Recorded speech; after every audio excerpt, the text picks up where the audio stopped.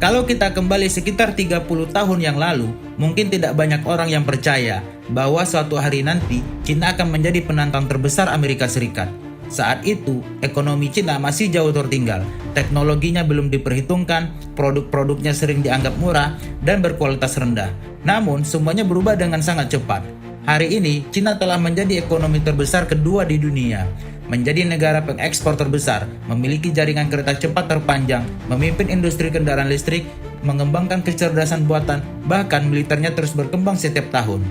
Tidak heran, semakin banyak orang mulai bertanya, apakah abad ke-21 akan menjadi abad China? Apakah Cina benar-benar akan menggantikan Amerika sebagai negara paling berpengaruh di dunia? Atau dunia terlalu cepat mengambil kesimpulan? Karena menjadi negara dengan ekonomi besar belum tentu berarti menjadi superpower nomor satu. Lalu, apa sebenarnya syarat sebuah negara bisa disebut sebagai superpower? Dan apakah Cina sudah memenuhi semua syarat itu? Hari ini kita akan membahasnya berdasarkan data, bukan opini. Kalau kalian menyukai konten seperti ini, jangan lupa subscribe, karena kita akan membahas bagaimana dunia sebenarnya bekerja. So, mari kita bahas.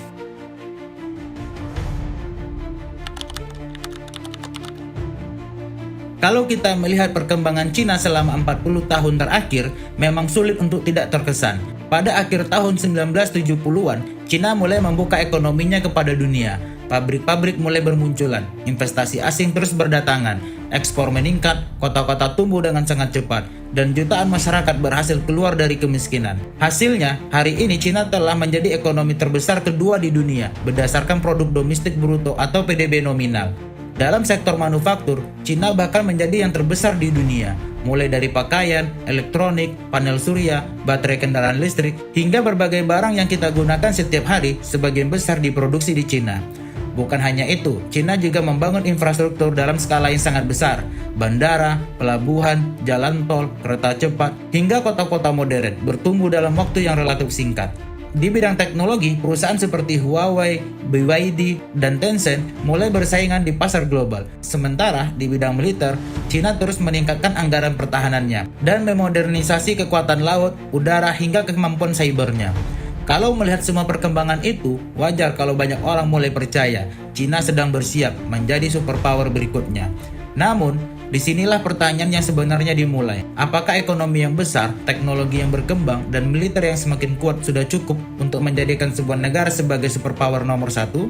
Kalau jawabannya adalah iya, seharusnya banyak negara yang bisa melakukannya. Namun kenyataannya, sangat sedikit negara yang benar-benar mampu menjadi pemimpin dunia.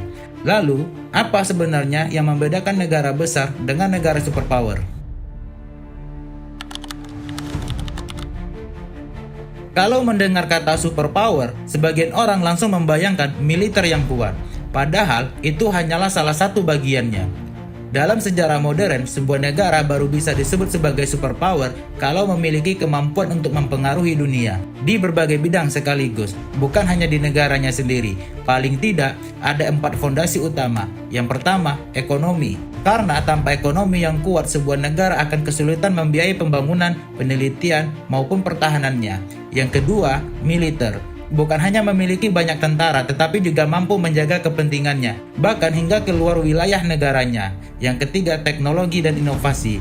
Karena di era modern, persaingan tidak hanya terjadi di medan perang, tetapi juga di laboratorium, di pusat data, dan berbagai perusahaan teknologi.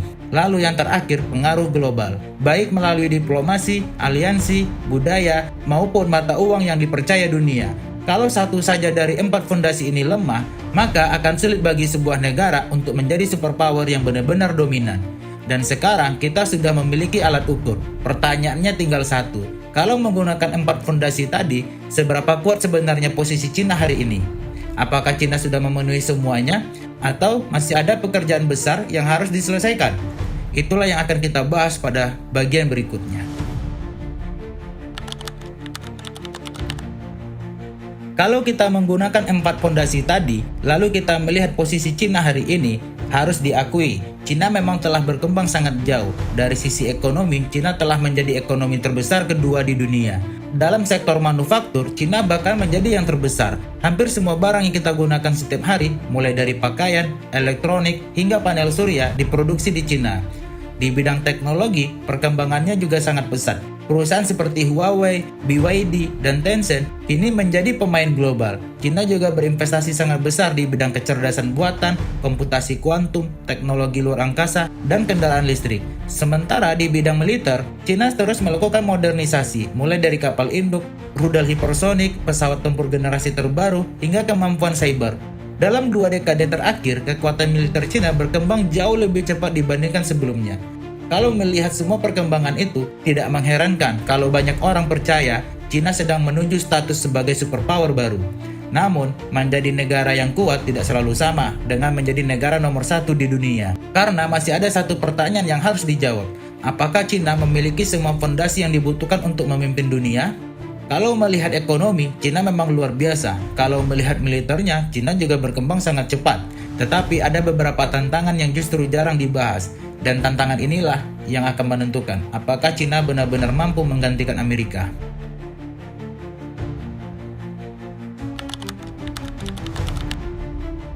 Banyak orang melihat seberapa cepat Cina tumbuh, namun tidak banyak yang melihat seberapa besar tantangan yang sedang dihadapi negara itu. Salah satunya ada krisis demografi. Jumlah penduduk usia produktif di Cina mulai menurun, sementara jumlah penduduk lanjut usia terus meningkat.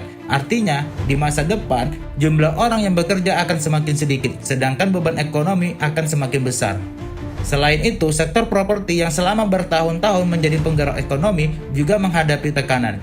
Beberapa perusahaan properti besar mengalami kesulitan keuangan. Hal ini ikut mempengaruhi pertumbuhan ekonomi Cina. Belum lagi persaingan teknologi dengan Amerika. Dalam beberapa tahun terakhir, Amerika membatasi ekspor berbagai teknologi penting ke Cina, termasuk chip semikonduktor berteknologi tinggi. Tujuannya memperlambat perkembangan teknologi Cina. Di sisi lain, Cina juga masih menghadapi tantangan dalam membangun pengaruh global.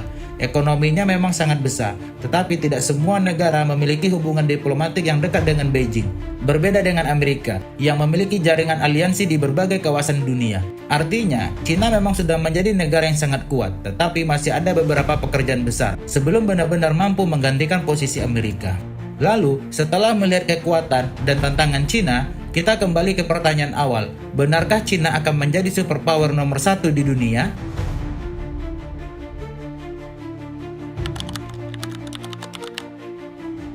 Kalau pertanyaannya, apakah Cina sudah menjadi salah satu negara paling kuat di dunia?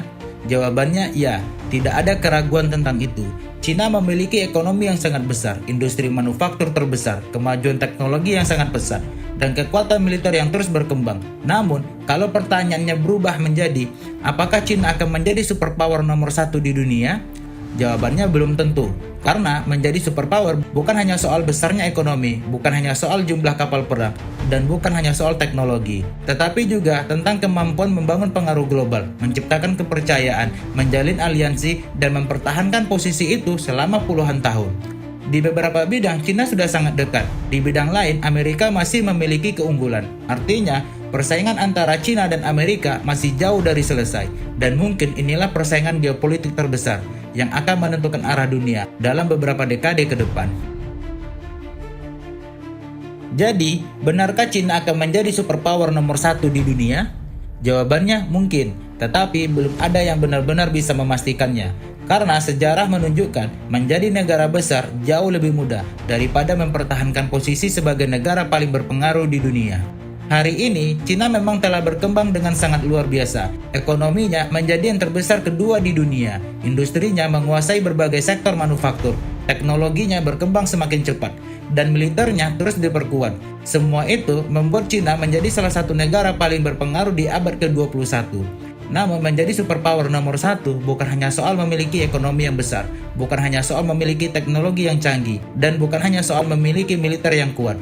Seorang superpower harus mampu membangun kepercayaan, menjaga stabilitas, memimpin inovasi, membangun kerjasama dengan banyak negara, dan mempertahankan pengaruhnya dalam waktu yang sangat lama. Sampai hari ini, Amerika masih memiliki banyak keunggulan di bidang-bidang tersebut. Tetapi Cina juga terus mengejar, artinya persaingan ini belum selesai. Dan mungkin kitalah generasi yang akan menyaksikan bagaimana sejarah itu ditulis. Yang pasti, persaingan antara Amerika dan Cina bukan lagi sekedar persaingan dua negara, tetapi persaingan tentang siapa yang akan memimpin arah ekonomi, teknologi, dan geopolitik dunia di masa depan. Dan apapun hasil akhirnya nanti, dampaknya akan dirasakan oleh hampir seluruh negara, termasuk Indonesia. Karena di era global seperti sekarang, perubahan yang terjadi di Washington atau Beijing, cepat atau lambat, akan ikut mempengaruhi kehidupan kita sehari-hari. Itulah sebabnya memahami geopolitik bukan lagi sekedar menambah pengetahuan, tetapi membantu kita memahami kemana arah dunia akan bergerak. Kalau menurut kalian, apakah Cina benar-benar akan menjadi superpower nomor satu di dunia? Atau Amerika masih akan mempertahankan dominasinya selama beberapa dekade ke depan? Atau justru dunia akan memasuki era baru, di mana tidak ada lagi satu negara yang benar-benar mendominasi? Tulis pendapat kalian di kolom komentar. Kalau kalian menyukai pembahasan seperti ini, jangan lupa tekan tombol like dan subscribe. Karena di Ruang Dian, kita akan terus membahas politik, ekonomi, sejarah, dan geopolitik dunia dengan bahasa yang sederhana dan berdasarkan data. Sampai jumpa di video berikutnya.